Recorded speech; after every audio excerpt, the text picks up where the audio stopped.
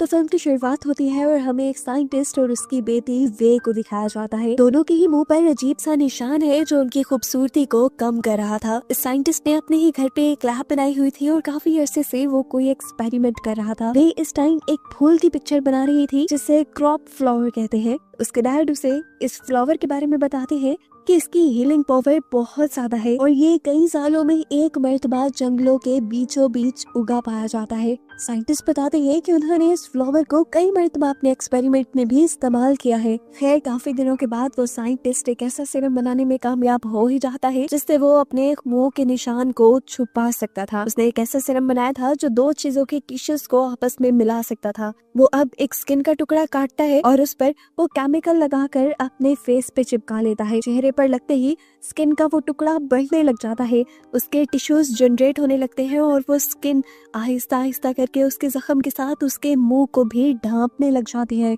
ये देखकर वो बहुत ही ज्यादा घबरा जाता है। वो ऐसा नहीं चाहता था जो हो रहा है, वो सिर्फ अपने मुंह के निशान को खत्म करना चाहता था, लेकिन स्किन के इस टुकड़े ने उसके पूरे मुंह को कवर कर लिया।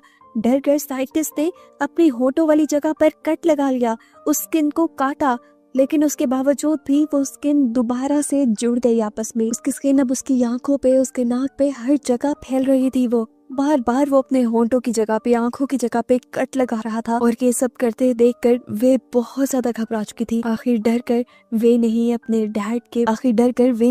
डैड के जिस्म में एक चाकू स्टैब करते हुए उन्हें मार डाला। इस हादसे से वे टूट जाती है। उसने अपने डैड को मार दिया था और अब उसके पास कोई भी नहीं था। वक्त गुजरता रहता है, वे पढ़ती रहती है। वे पढ़ाई में अपने डैड की तरह ही बहुत ज्यादा अच्छी थी और इसी वजह से उसे यूएस की एक बड़ी यूनिवर्सिटी में स्कॉलरशिप भी मिल गई और वो अपना होम टाउन छोड़कर यूएस चली गई। यूएस में वे अपनी एक आंटी के पास रहने वाली थी जिसकी एक बेटी एंजी भी थी और एंजी वे के आने पे खुश नहीं थी क्योंकि उसे अपना रूम जो शेयर करना पड़ रहा था। फिर वे अब रूम में जाती है और एक छोटा सा टेम्पल बना लेती है जिसमें अपने डैड की पिक्चर रखती है। पता चलता है कि वो अपने डैड को ही गॉड मानती थी और उन्हीं की पूजा करती थी। थोड़ी देर बाद हम वे के पास उसके डैड की ही कुछ नोट्स और चीजें देखते हैं और हमें पता चलता है कि वे अभी तक वो एक्सपेरिमेंट कर रही है जिसकी वजह से उसके डैड मारे गए थे।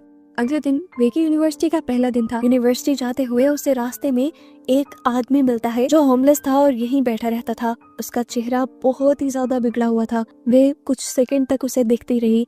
इस आदमी ने वे की मदद पे की उसे यूनिवर्सिटी का रास्ता बताने में, जिसके बाद वे वहां से चली गई। क्लास में आने के बाद प्रोफेसर बहुत ही फख्र से वे का इंट्रोडक्शन पूरी क्लास से करवाते हैं क्योंकि वे ने एंट्री टेस्ट में 100% स्कोर किया था और ये सालों में पहली मर्तबा हुआ था। क्लास खत्म होने के बाद वे अपनी साइंस लैब आती है और यहाँ से कुछ चीजें लेने की कोशिश करती है। जो करते हुए उसे प्रोफेसर देख लेते हैं और उसे पूछते हैं तुम यहाँ क्या कर रही हो। वे बताती है कि मैंने कुछ एक्सपेरिमेंट करने हैं जिसके लिए मैं यहाँ से कुछ चीजें लेना चाहती हूँ। प्रोफेसर उससे कहते हैं इस तरह यहाँ से चीजें लेकर जाना अलाउ नहीं, लेकिन हाँ अगर तुम मेरी लैब असिस्टेंट बनो तो तुम यहाँ की चीजें इस्तेमाल कर पाओगी। वे प्रोफेसर को बताती है कि मेरे डैड भी एक साइंटिस्ट थे और मुझे उन्हीं की रिसर्च आगे बढ़ानी है।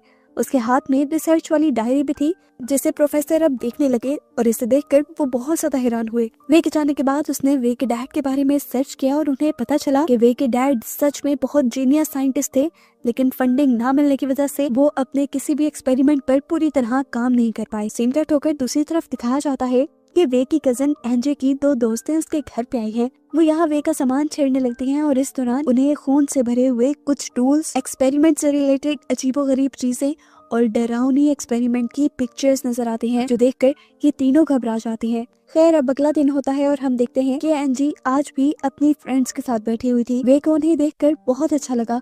वे भी इस तरह दोस्त बनाना चाहती थी, इसीलिए उनके पास जाकर उसने खुद ही से दोस्ती का हाथ बढ़ाया और इन सबको लंच की ऑफर की।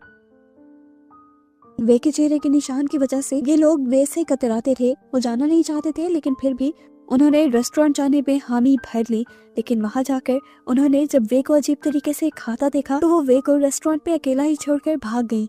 वे ने वो सारा खाना पैक करवाया और बाहर आकर उस होमलेस आदमी को दे दिया जिसका मुंह खराब था। यहाँ वो उस होमलेस आदमी से बातें भी करती है क्योंकि आज वो बहुत ज्यादा उदास थी। वो उस होमलेस आदमी को कहती है मेरे मुंह पे निशान है जो मुझे बहुत बदसूरत बना देता है। तो होमलेस आदमी उससे कहता है ऐसा नहीं है, तुम जैसी हो वैसे ही बहुत खूबसूरत हो। इससे बातें करने के बाद वे को कुछ अच्छा महसूस हुआ था। अब वो घर ही जा रही थी कि रास्ते में उसके प्रोफेसर उसे मिल गए जिन्होंने उसे लिफ्ट दी। वो उसके लिए एक प्रपोजल लेकर आए थे। वो उससे कहते हैं मैं तुम्हारी इस रिसर्च को कंप्लीट करने में मदद करूंगा, जिसके लिए प्रोफेसर को वे की परमिशन चाहिए थी क्योंकि ये वे के डैड की रिसर्च थी। वे तो खुशी खुशी मान गई क्योंकि प्रोफेसर पहले इंसान थे जो उसकी मदद कर रहे थे। अगले ही दिन से ये लोग उस एक्सपेरिमेंट पर काम करना शुरू कर देते हैं। काफी दिनों की मेहनत के बावजूद भी इनका एक्सपेरिमेंट काम नहीं करता। इनकी सारी मेहनत बेकार जा रही थी। इनको इनके मर्जी के रिजल्ट्स नहीं मिल रहे थे और इस चीज से प्रोफेसर फ्रस्ट्रेट होकर इस एक्सपेरिमेंट को बंद करने का फैसला कर लेते हैं। आज के दिन जब वो उदास थी तो इतने में ही एनजी की दोस्त एलिस यहाँ पर आई। वो भी लैब असिस्टेंट के लिए अप्लाई करने के लिए आई थी और प्रोफेसर ने उसकी रिक्वेस्ट मान भी ली। घर जाते हुए वो एनजी के साथ ही जाती है और रास्ते में वो एनजी से पिछले दिनों के लिए माफी मांगकर उससे दोस्ती भी कर लेती है। इस टाइम एलिस के पास एक पोस्टर था जिसमें उसी फ्लावर की तस्वीर थी जो फ्लावर उसके डैड एक्सपेरिमेंट में यूज किया करते थे। ये देखते ही वे के दिमाग में बहुत सी खिचड़ी पकने लगी। उसे पता चला कि ये फ्लावर पास की ही एक एग्जीबिशन में लगाया गया है। ये पढ़कर उसे अपने डैड की बात याद आई कि उनके एक्सपेरिमेंट के लिए उस फ्लावर का होना बहुत जरूरी था। इसलिए उसने फैसला कर लिया कि वो इस फ्लावर को हासिल करके रहेगी। रात होने पर वो चुपके से उस करीबी फार्म हाउस में जाती है और एग्जीबिशन से उस फ्लावर को चुरा लाती है। फ्लावर को चुरा कर वो ले आती है साइंस लैब में और वहाँ पर अपना एक्सपेरिमेंट करना शुरू कर देती है। साइंस लैब में प्रोफेसर और एलिस पहले से ही छुपे हुए थे, जिन्हें वे ने अपने एक्सपेरिमेंट के जोश में नोटिस ही नहीं किया। उसने उस फ्लावर में से एक्सट्रैक्ट निकाला और उसे अपने एक्सपेरिमेंट के अंदर ऐड कर दिया, जिसके बाद उसने अपने पाँव की स्किन काटी और उसके 2 टुकड़े करके उस पे वो सीरम अप्लाई किया और हैरानकुन तौर पे उस सीरम ने आपस में स्किन के दोनों टुकड़ों को जोड़ भी दिया। अब जहाँ से उसने अपनी स्किन उतारी थी वो वहाँ पे ये ही सीरम लगाती है और अपना स्किन का ही टुकड़ा लगा देती है। देखते देखते स्किन दोबारा जनरेट हो जाती है, यानी वहाँ पर दोबारा स्किन बनने लग जाती है। प्रोफेसर खिड़की से हैरान होकर ये सब कुछ देखते रहते हैं। वो फौरन ही एलिस को यहाँ से भेज देते हैं और फिर वे के पास आते हैं और उससे पूछते हैं आखिर तुम क्या कर रही हो। वे प्रोफेसर को एक्सप्लेन करती है कि किस तरह उस फूल के सिरप ने उनके एक्सपेरिमेंट को कामयाब कर दिया था। अब उनका एक्सपेरिमेंट काम कर रहा था। वो जब अपने पाँव की स्किन प्रोफेसर को दिखा रही थी उस टाइम पर एलिस कुछ गलत समझकर उन दोनों से जेलस होने लगी और उसने वे की अजीबोगरीब पिक्चर्स भी ले ली, जिसके बाद उसने आकर वे को डांटा और वो वे को यहाँ से ले गई। वे एलिस के इस तरह अचानक आने पर घबरा गई थी।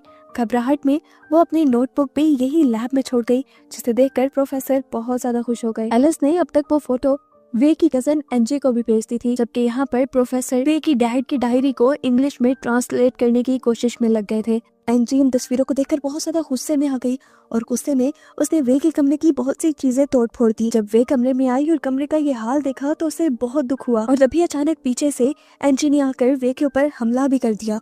वे अपने आप को बचाने की कोशिश कर रही थी, लेकिन एनजी ने पूरा जोर वे को मारने पर लगाया हुआ था। ऐसे में वे पास पड़ा हुआ पेन उठाकर एनजी को अपने से दूर करने की कोशिश जब करती है तो वो पेन एनजी के गले में स्टैब हो जाता है, उसके गले में आर पार हो जाता है और वहीं पर एनजी की मौत हो जाती है। हालांकि वे का उसे मारने का कोई इरादा नहीं था, लेकिन फिर भी एनजी मर गई।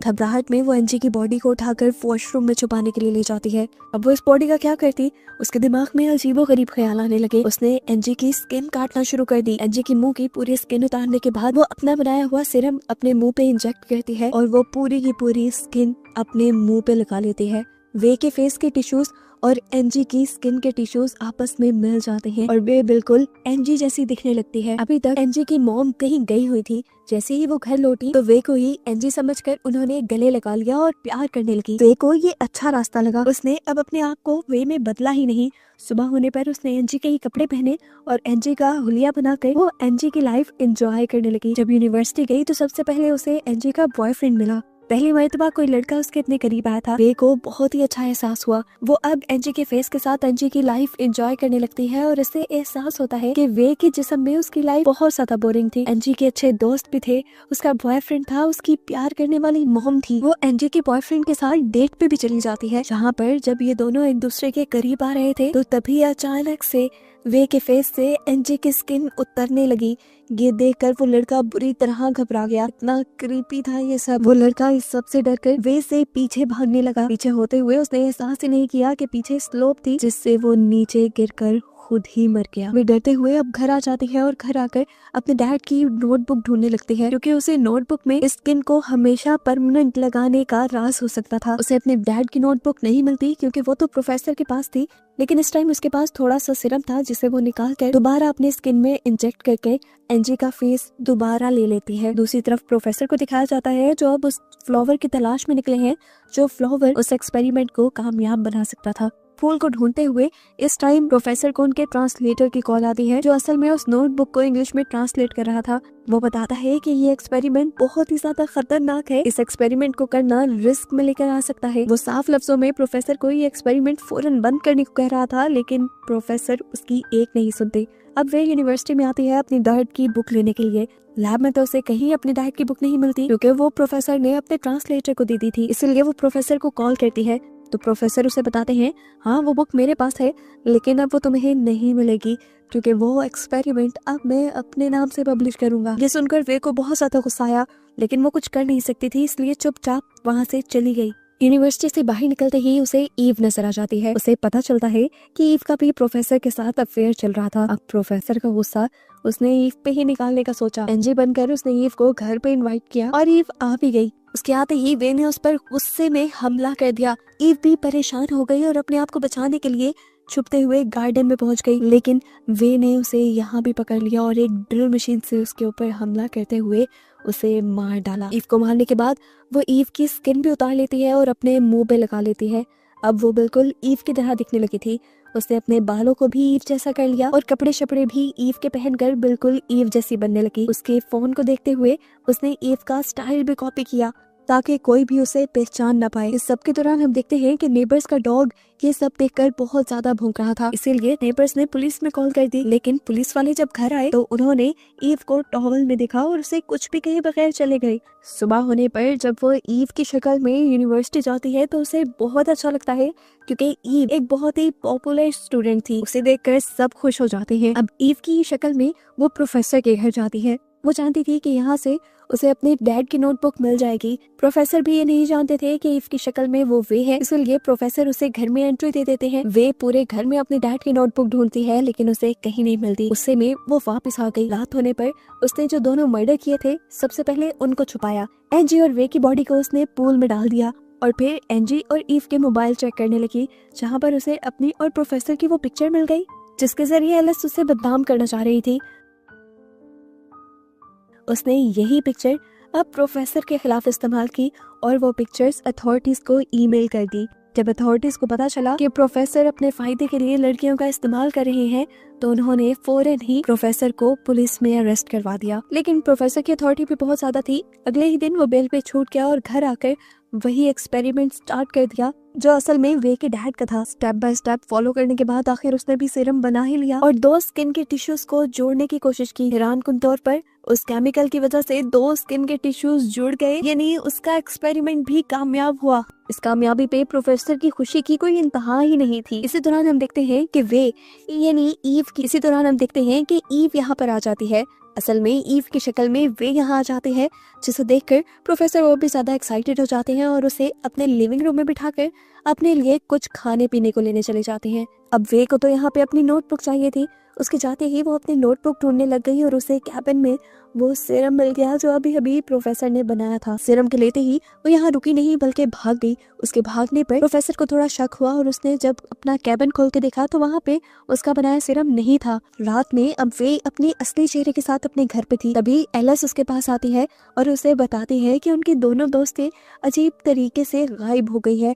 वो काफी दुखी थी इस चीज को लेकर। वे ने उसे गले लगाया और उसे सहारा दिया। एलिस को अब पानी पीना था, इसलिए जब उसने फ्रिज खोला तो अंदर क्या देखा कि उसकी दोनों दोस्तों के कटे हुए जिस्म के हिस्से फ्रिज में फ्रीज किए गए थे। ये देखकर वो बुरी तरह घबरा गई और चीखने लगी।